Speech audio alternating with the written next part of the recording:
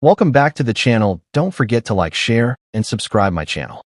Today we are explore how to create a layered task priority board using custom shapes in Photoshop. Now I open Photoshop and create a wide canvas for a clear task layout. First I select the custom shape tool and draw tall rounded rectangles as task blocks.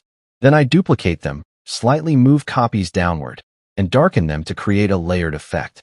After that I add small circular custom shapes to indicate priority levels or completion status. Now I carefully align each task block vertically for readability. Next I zoom in and refine corner radius and spacing for a polished look. Then I apply subtle shadows to separate layers softly. After this I adjust colors to visually represent high, medium, and low priority tasks. Now I check alignment